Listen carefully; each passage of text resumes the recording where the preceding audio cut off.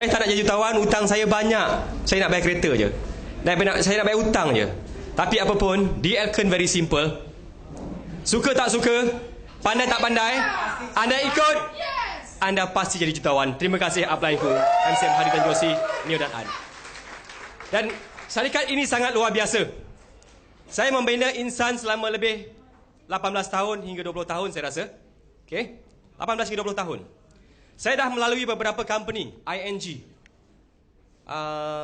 M Investment, Michael Mutual, Hong Leong, MAA Takaful, dan MAA Assurance.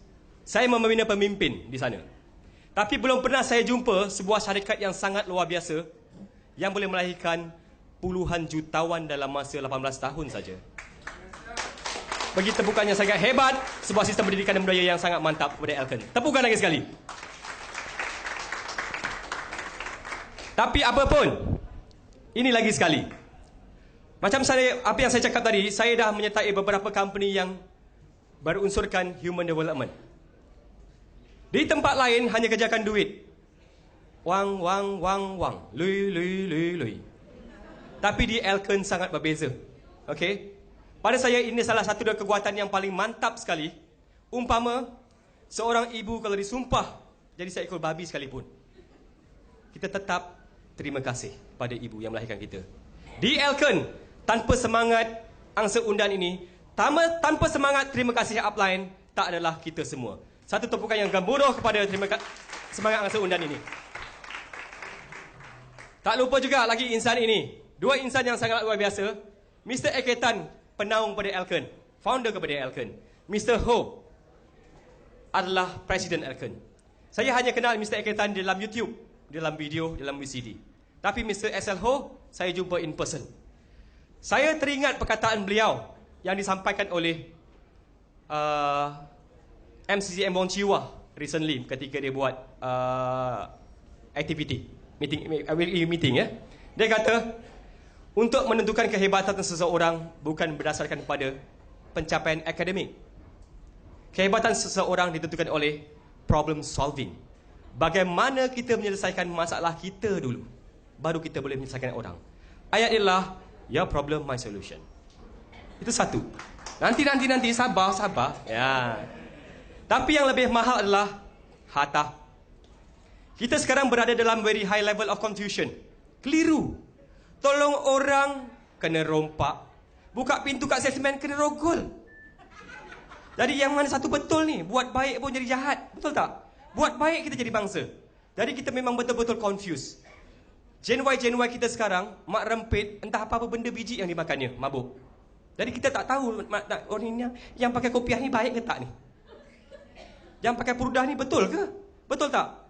Tapi di Elkon, kita confused ni nak membesarkan anak-anak. Kita confused nak menasihati adik-adik. Tapi di Elkon, Mr. cakap, walaupun anda tak meletup berjaya, anda tak akan jadi orang jahat di Elkon. Satu tepukan untuk Mr. Esalho. Sebab tu saya baik. Jadi, seterusnya. Sebenarnya nak beritahu tu. Jadi, seterusnya, Miss Pang, kitanya VP. Saya jarang jumpa di tempat-tempat lain yang VP sampai stay late at night sampai pukul 1 pagi. 2 minggu lepas saya lepak dengan sampai 1:30 pagi sampai tepuk-tepuk peha dengan nyamuk. Kat sebelah pokok buluh tu kat Zendri. 1:30 pagi tau saya bersembang dengan dia 1 jam. Okey, cuma lepas. Jadi anda bayangkan, insan ini saya panggil genius, bijak. Kata Josie, perfectionist. Dia nak yang sempurna je. Kalau buat apa-apa event tu, ini tak betul, tak boleh. Dia nak perfect. Dan insan ini juga bagi banyak dorongan kepada kita semua. Dan juga kepada kami semua. Satu tepukan yang luar biasa pada VP Miss Pang. Ini yang saya cakap. Kalau di luar sana kita diukur dari pencapaian akademik. Anda mungkin ada PhD. Anda mungkin ada master. Anda mungkin rasa anda hebat. Ataupun anda seorang pemimpin luar biasa kat luar sana. Sebenarnya insan ini betul-betul memberitahu saya, seorang pemimpin yang hebat, seorang manusia yang hebat bukan daripada degree atau master. Itu semua teori. Itu semua hanya mengajar cara kita berfikir. Thinking pattern. Tapi insan ini mengolah satu rumusan sistem pendidikan dan budaya selama 18 tahun hanya seorang pemandu lori. Isteri beliau hanya seorang suri rumah. Tapi dua insan ini sangat luar biasa dan melahirkan sebuah sistem pendidikan yang boleh diduplikasi sampai sekarang sehinggalah melahirnya jutawan ke-95 dalam masa 18 tahun. Tepukan yang maha hebat kepada zero-zeroan kita, Miss Pang, Miss Lautak dan Miss Encik. Dan, insan ini memang...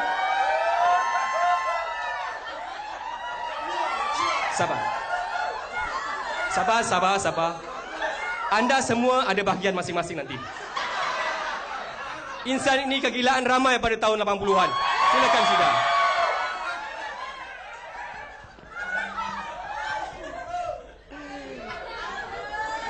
Comel tak Hatta? Dia yang ngorak saya dulu. Jangan lupa laminate. Selamat pagi. Terima kasih MCCM Hatta. Hari ini pertama kali guna perkataan M. Terima kasih. Jadi saya sebenarnya berkenalan dengan Hatta daripada tingkatan 3 lagi.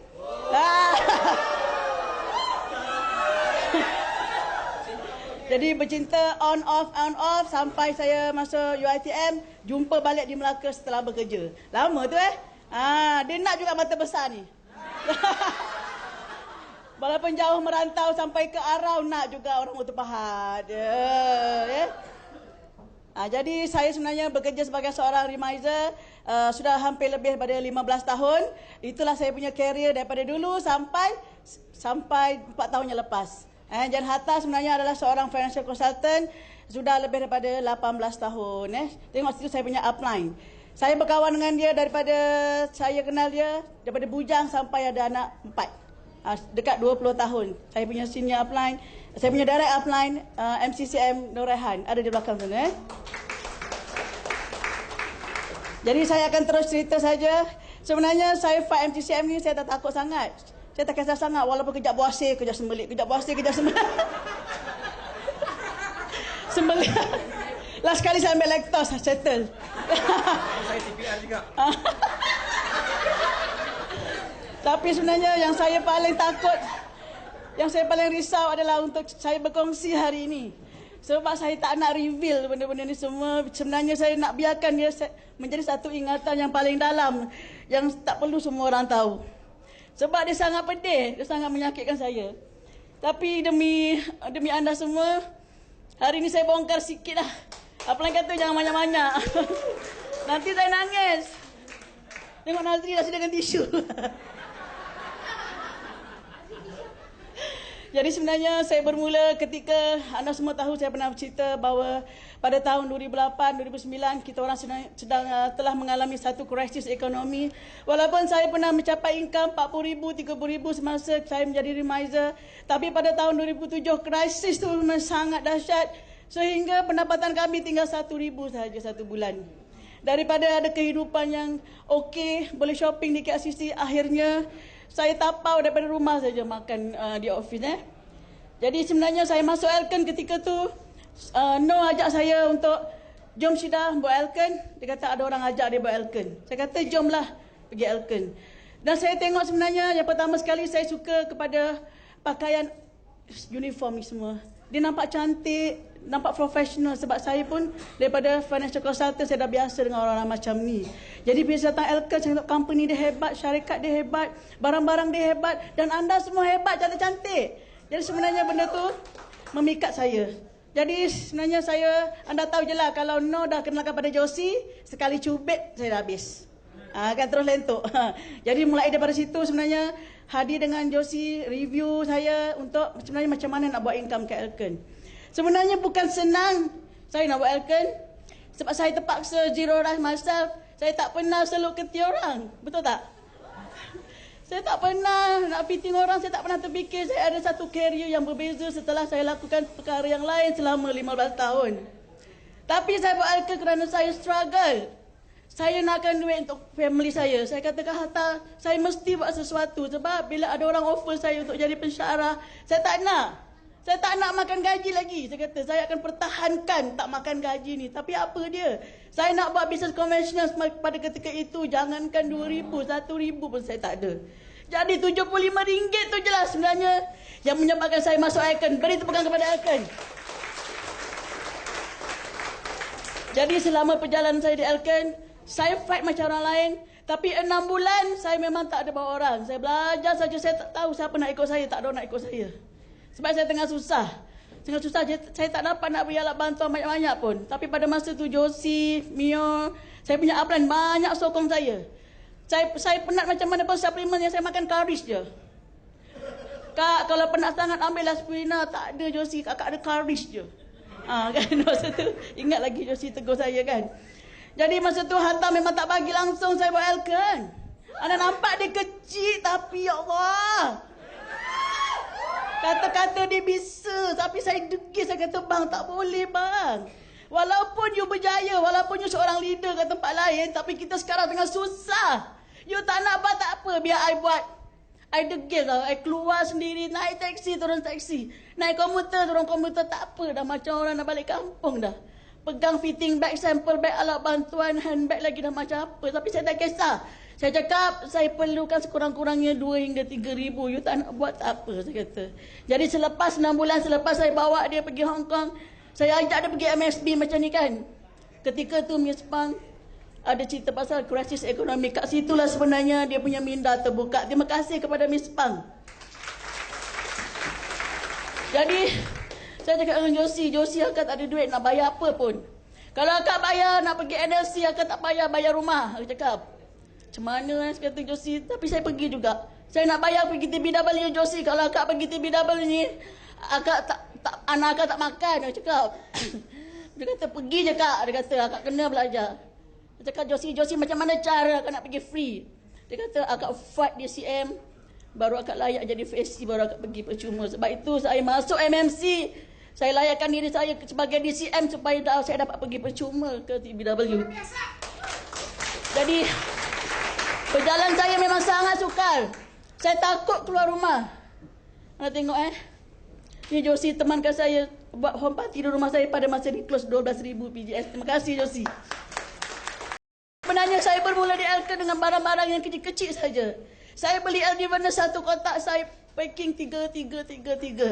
Dan saya pinjam IB dengan Josie, saya facial, saya ambil upah RM30. Sampailah ketika saya facial, ketika tu juga saya cerita pasal produk Elka yang lain.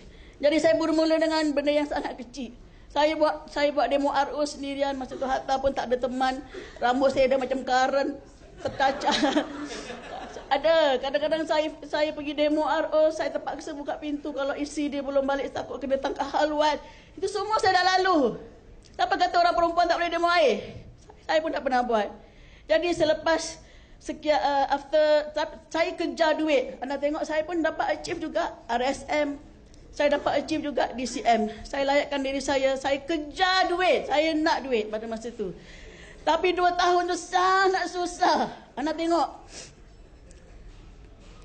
Saya rasa macam Josie cakap kenapa buat Elka semakin susah. Saya pun sama. Sangat susah. Saya rasa makin lama saya semakin terhimpit dan semakin saya miskin pada masa tu. Lepas tu rangkaian tak berkembang, tak boleh berkembang. Saya tak mampu nak beri alat bantuan yang banyak-banyak untuk bagi kepada downline. Jadi rangkaian saya sangat terhad. Saya dah beban kewangan yang semakin meruncing. Kadang-kadang lampu listrik pun mati, tak bayar. Kereta pun kena tarik berapa kali. Saya pernah fitting. Saya turun fitting. Saya tengah fitting 10 orang ke atas. Kereta saya kena tarik ke bawah. Saya cakap sabar boleh tak. Saya tengah ada dengan rangkaian saya. Lepas habis baru disettlekan kereta saya. Kereta saya dah banyak kali kena tarik. Rumah saya pun dah banyak kali bergelap. Tak mampu nak bayar air sebab saya beli alat bantuan, beli tiket apa semua untuk bisnes. Saya dulu kan saya punya bisnes. Kereta pun banyak masalah, kemik pun tak mampu nak repair. Jadi saya buka peluang kepada orang dengan kereta yang sangat kemik. Anda ingat senang ke? Susah betul tak? Kereta kau kemik, kau punya tayar ni, kau punya kereta ni, aku punya sepijit tayar. Berbagai-bagai hinaan saya dapat. Tapi tak apa, saya sabar juga pada masa tu. Saya kata tak apa, saya akan teruskan. Saya takut nak keluar sharing, saya takut kena belanja. Saya takut customer tu ajak saya pergi McDonald ke. Saya takut saya kena belanja dekat kopitiam, saya sangat takut. Akhirnya saya tak keluar. Itu sebenarnya yang menyebabkan saya stranded dekat DCM selama 2 tahun. Okey. Lepas tu sampai Hatta cakap dengan saya, bang, cakap, yang kita ni betul ke nak buat Elkan? Kita kenapa semakin susah, dia kata. Tak apalah abang ambil permit taksi masa tu tau. Masa tu saya rasa saya punya upline pun tak tahu. Saya ambil permit taksi.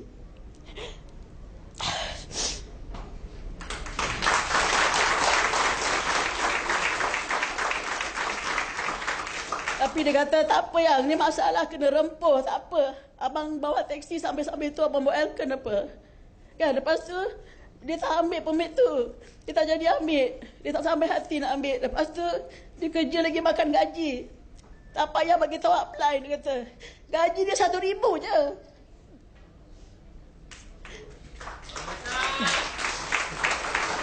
Dia pergi kerja. Dia parking motor dia dekat komuter. Dia pergi kerja kat Fraser naik komuter masa tu. Gaji 1,000 je masa tu. Saya kata lepas tu satu hari, lepas habis sharing semua, bila tak dapat hantar saya pergi sharing, saya singgah balik kat office. Masa tu saya ingat lagi. Saya tengok saya punya PC dah berdebu, saya tengok Noh dah semakin jauh dengan saya. Dulu dia dengan saya sama. Tiba-tiba dia semakin jauh dengan saya, dia semakin senang. Saya kata, kenapa pula aku terhimpit sangat ni kan? Saya tengok saya punya office, saya tengok saya punya kawan-kawan. Saya tenang lama-lama, kemudian saya balik, saya tunggu bas 1 jam. Saya macam tu, perasaan saya berbau-bau, saya sangat stres. Saya naik bas, saya pandang semua muka-muka orang naik bas. Aku nak macam ni lagi ke? Lagi 10 tahun ke? Ataupun lagi minggu depan ke? Saya sentiasa fikir tau. Saya cakap, saya balik rumah. Saya cakap, bang, macam mana ni bang? Tapi ketika tu, CBP keluar. Itu pada tahun hujung 2012. Masa tu saya tengok user dah CCM, Masni dah CCM dan Mio dah CCM. Saya bertambah stres. Saya kata, kenapa dia orang boleh, kita tak boleh? Itu yang saya kata ke Josie, saya nak pindah ke Tawau tu juga. Jadi sebenarnya terima kasih kepada keluarga Josie, rangkaian dia yang banyak sebenarnya bantu kita sebenarnya macam mana untuk buka peluang 322 pada masa tu. Jadi apabila CBP keluar, saya korek lagi, saya korek. Pada masa tu jugalah saya punya income naik 300% sebab saya boleh follow up semua kawan-kawan saya yang tak mampu nak bayar cash tu. Ketika itulah saya CCM first month SP1. Antara banyak-banyak line, antara 7 line yang saya nampak pada masa itu adalah Alisha. Jadi bila Alisha keluar, saya pun belum banyak duit lagi juga. Bukan senang, saya tak ada sample bag. Tapi saya cakap dengan Alisha, saya ada bag. Masa saya kata bag saya kat Kelantan. Saya cakap, bang, kita kalau nak fight CCM, kita kena ada bag, bang. Dia kata, pergi jumpa Miss Pang. Atas jumpa Miss Pang, cakap, Miss Pang, sampel bag ni tak boleh buat ropi ke? Saya mampu bayar 500, tapi 5,000 saya tak ada. Tak ada, dia kata, tak boleh. Dia kata, macam mana? Dia kata, nak fight CCM tak boleh. Lepas tu, saya pinjam 3 biji 4 beg dekat HQ untuk rangkaian Alisha dan saya bayar sewa sampai kena penalti 4,500 sebulan. Selama 3 bulan saya buat macam tu. Bila saya habiskan duit saya kat situ, saya memang tak akan bayar elektrik ke kereta ke lantak, saya tak bayar. Pada masa tu saya kata kat Hatta, tak apalah bang, kita cuba buktikan satu ni boleh tak boleh jadi ke tak boleh. Tapi nampaknya CBP pada masa tu berjaya dapat income 14,000 bulan pertama. Pada masa tu Alisha lah masa tu Lepas tu Hatta dia cakap dengan saya, yang dah 2 tahun kita susah ni, dia kata, boleh tak I nak buat lain, dia kata. I cakap, you nak buat apa? Sebab selama ni kita pergi ke duit. Kita go for money, so kita kejar duit, akhirnya kita tak ada duit, dia kata. Boleh tak abang buat benda yang abang suka, dia kata. Apa yang you nak? Boleh tak I develop orang je? I dah penat. I dah 18 tahun dekat insurans, 18 tahun kat sini lagi macam ni. I'm tired. I want my family. I dah lama tak tengok anak saya, saya kata. Kejar duit, lama-lama kita tak ada duit juga. Lepas tu dia kata, you nak buat apa? Boleh tak I develop satu orang ni? I nak develop Alisha sampai dia jadi. Dia kata, I nak gunakan I punya pengalaman dekat insurans ni untuk campur dengan sistem pendidikan Elkan. I nak bina satu rangkaian ni. You nak 5,000 je kan? Because masa tu dia percaya perkataan don't go for money, money run away tu sebenarnya dia dah guna daripada insurans dulu. Tapi mungkin dia tak berjaya di syarikat insurans. Jadi ketika pembinaan Arisha sebenarnya bukannya tak ada yang susah juga. Susah. Sebab budak-budak ni suka makan kat luar. Dia orang kaya. Dia orang kaya naik BM. Saya masa tu naik Kelisa dalam Sport Primera. Selalu meja saya tahu. Kalau corner pintu tu terbuka tahu. Naik wajah pun macam naik kereta hantu dah. Tapi kadang-kadang bila dia suka makan kat luar kan, saya kata kat abang, bang hari ni jangan makan tahu, apa minum je. Kesian kita. Tapi budak-budak tu tak tahu. Tak apa. Tapi dia orang bagus. Kadang-kadang belanja offline. Terima kasih dah offline.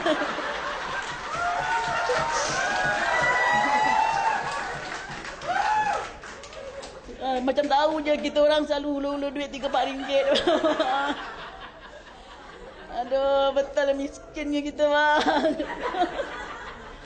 Tapi kan, perjalanan tu kita lalui tanpa downline tahu sampel bag yang 400-500 kena penalti sebab dia orang tu tak nak pulang. Jadi saya kena bayar tapi saya tak pernah merungut dengan orang. Saya tak pernah bagi tahu ni saya tak pernah. Saya nak dia orang smooth je jalan. Saya cakap kat Arisa, kau betul-betul kasih bisnes di jalan. Aku nak kau jadi sesuatu dekat Elkan. Aku akan buktikan kau boleh. Saya cakap masa tu. Saya cakap dengan Josie, boleh tak tahun ni Josie bagi kepercayaan pada akak. Akak nak buat satu rangkaian yang satu besar. Dan akak akan spend masa akak kat sini 90% untuk dia saja. Dia cakap, boleh kak? Tapi Josie takut nanti akak tak ada income. Dia cakap, tak apa. Selama ni pun akak dah tak ada income. Tapi kali ni akak nak jumpa. Tapi kali ni akan nak buat satu yang berbeza Josie. Dan terima kasih kepada upline kerana memberi percayaan kepada kita juga. Jadi dalam proses tu memang segala benda-benda negatif ke memang diorang semua tak sampai ke mereka. Walau masa saya bina 4 CCM tu ada orang bodohkan saya juga.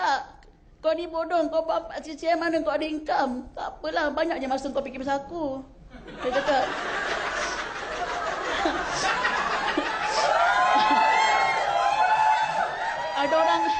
ada orang banyak kirim salam yang negatif. Saya cakap, kenapa dia orang ni banyak masa? Saya tak ada masa langsung nak fikir pasal orang. Anda semua tak kan? Sian saya tahu. Saya cakap kat Josie, akak tadi ada orang kirim salam ke akak lah. Syida tu sekejap je tu. Dia kata, lepas tu dia jatuh balik. Nanti kau, saya cakap, aku akan buktikan ni pasti jadi, saya cakap. Jadi saya memang betul-betul kasih jadi ni orang. Saya kata pada masa tu kan. Jadi sebenarnya pada masa tu mungkin korang semua tak nampak, tak kenal siapa Hatashi. Sebab kita orang semua sembunyi kat belakang tabir. Orang tak ada duit kan. Duduk diam-diam. Jadi sebenarnya bila Hatta kata dia nak develop, dia merancang sesuatu untuk jadi betul-betul Arisa sebagai grup Arisa sebagai satu sampel. Sebenarnya tuan-tuan dan puan, kenapa saya teruskan Elkan juga walaupun setelah CBP, sebab saya tak tahu nasib saya apa dekat CBP tahu. Tapi anak-anak saya ni, anda bayangkan anak diorang macam Along tahu minta duit. Balik rumah je, Mama bayar yuran. Mama takut dah. Mama yuran belum bayar 3 bulan. Mama duit bas duit tu. Sebab budak-budak ni saya hantar ke sekolah Cina. Jadi diorang sebenarnya kadang-kadang satu masa tu anak saya tak sekolah 3 bulan sebab kita orang tak mampu nak bayar yuran dia. Tak apalah, kau ngaji pondok je. Sekolah Cina pagi, petang ngaji pondok apa. Boleh kan? Jadi diorang ni selalu bila dia takut nak minta duit kan, dia selalu tulis nota. Tulis nota seorang satu letak atas meja sebab dia tahu kalau minta dengan mulut memang tak dapat. Jadi dia cakap apa? Especially yang Melly tu kan, dia lembut sikit budak ni kan. Dia cakap, Mama, kalau Mama tak keberatan, boleh tak kasih adik duit sekolah? Dia cakap macam tu tahu, kalau tak keberatan. Dia cakap, aku ni mak apalah kan. Lepas tu saya kata, Pak Abang, nampaknya kita kena teruskan dekat Elkan sebab saya nampak Josie boleh berjaya, Mak Asni boleh berjaya, Mio boleh berjaya. Saya kata, kita pasti boleh, cakap. Lepas tu, masa tu dia compare, kalau diorang CCM kenapa Mama tak boleh? Diorang ni review Mama dia tahu. Sebab anak dia orang berkawan baik dengan anak kita orang. Jadi dia orang berhubung. Kata, Mama, kenapa Mama macam ni? Kenapa kita tak pergi holiday? Sebab bila holiday, dia orang yang bawa anak saya. Saya punya upline ambil anak saya bawa pergi jalan tau. Terima kasih upline.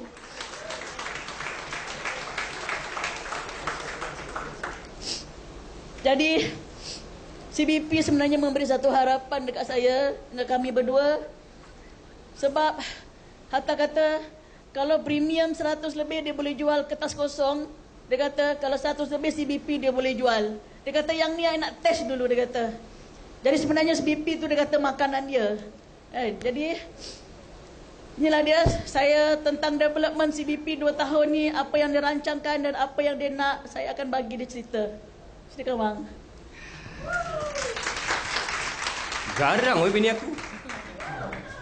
Okay. Don't go for money, the money will run away. Go for success, the money will come. Ramai orang yang tak faham sebenarnya. Don't go for money. Termasuklah saya pada awalnya. Sebenarnya bila saya kerja duit dulu kan, saya kerja duit, kita akan lupa. Kita memang nak duit, nak bayar hutang kita banyak.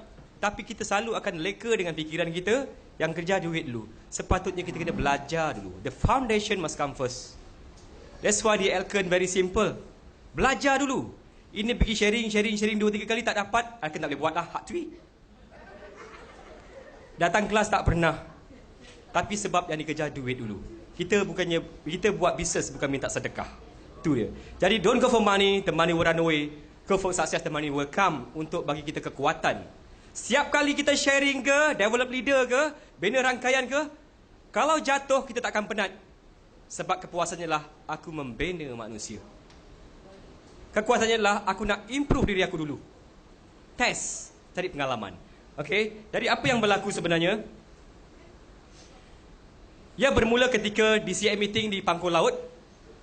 Saya jadi CCM bulan pertama, sharing di atas pentas. Ketika di DCM, saya cakap, I want to build up high profile network in my empire. Itu perkataan saya di pentas. DCM mesti 100,000, CCM mesti 300,000. Semua fighter baru aku mesti superstar dengan income 10,000 bulan pertama. Itu yang saya pegang. Saya cakap di pentas ketika itu. Dan apa yang saya buat, income terbesar dalam bisnes kita adalah, apa yang saya fikir pada ketika itu, income terbesar dalam bisnes Elken adalah melalui rangkaian. Income terbesar, bukannya melalui jualan. Elken tak mendidik kita untuk menjadi super sales. Elken mendidik kita untuk menjadi pemimpin.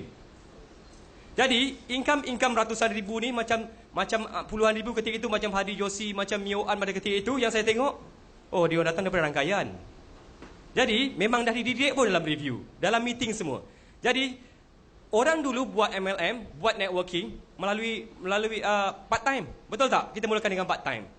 Tak apalah, kan nak mula dululah, dapatlah 200, lepaslah bayar bil.